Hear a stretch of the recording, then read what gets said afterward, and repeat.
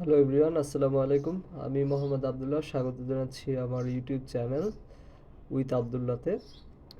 So আজকে আমার day of, সেই হিসাবে আজকে সকালবেলা বের হয়েছি একটু মর্নিং রাইডে। সো আজকে আমি আপনাদের সাথে পরিচয় করিয়ে দেব আমি আসলে যে এলাকাতে বসবাস করি বা যে এলাকাতে ছোট থেকে বড় হয়েছি সেই এলাকার সাথে। সো এটি হচ্ছে এলাকাটির নাম হচ্ছে কাওলা। এটি হচ্ছে সিভিল এভিয়েশনের আবাসিক এলাকা। সো এটি হচ্ছে বিমানবন্দর অবস্থিত, ঢাকা বিমানবন্দরের পাশেই এই কাওলা অবস্থিত। সো সকালবেলা রাইডে বের হয়েছি। আজকের ওয়েদারটা খুব ভালো। বিগত দিন যে পরিমাণ গরম পড়েছে তার তুলনায় গরম কিছুটা কম। সো এই এরিয়াটার পরিবেশটা খুবই সুন্দর। সকালবেলা হালকা হালকা রোদ এবং হালকা হালকা ছায়া দেখা যাচ্ছে। সো এরিয়াটা খুব ভালো। আমার সবসময়ের জন্য এই এলাকাটা আমার কাছে অনেক ভালো লাগে। সো এর জন্য আর কি সকালবেলা একটু বের হওয়া। নর্মালি অফিস থাকলে দেখা যাচ্ছে সকালবেলা ঘুম থেকে উঠেই অফিসে চলে যাই। সো আস্তে আস্তে সন্ধ্যা, ঘোরার আর খুব বেশি একটা সময় পাই না।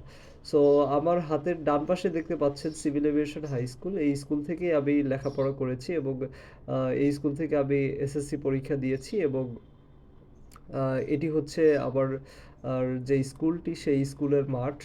এখন অনেক কিছু আপগ্রেড করেছে। আগে অনেক কিছু ছিল না, এখন অনেক কিছু আপগ্রেড করেছে।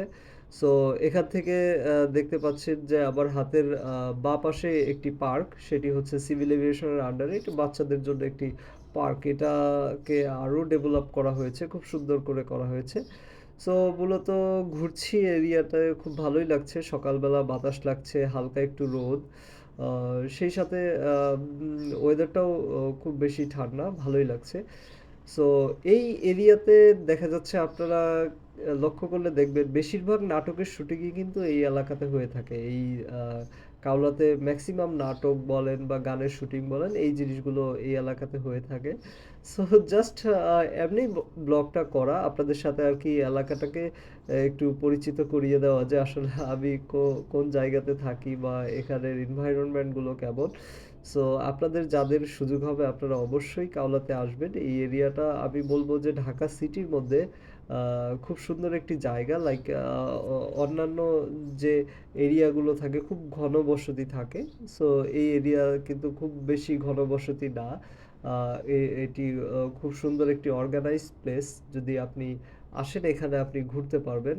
মানে আহ, ভালো লাগার একটি জায়গা। ওই দেখা যাচ্ছে আমরা ঢাকা সিটির একটা বন্দি জীবন থেকে যদি একটু মুক্তি পেতে চাই, লাইক একটু গাছপালা থাকবে, হালকা একটু রোদ থাকবে, ছায়া থাকবে। সো আমি সাজেস্ট করব যে আপনি কাওলাতে একবার হলেও আসবেন এবং কাওলা এরিয়াটি একবার হলেও ভিজিট করে যাবেন। সো আমার সাথেই থাকবেন। নতুন নতুন ভিডিও পেতে আমার চ্যানেলকে অবশ্যই সাবস্ক্রাইব করবেন যদি আপনাদের ভালো লাগে। সো আমার জন্য সবাই দোয়া করবেন। আল্লাহ হাফেজ।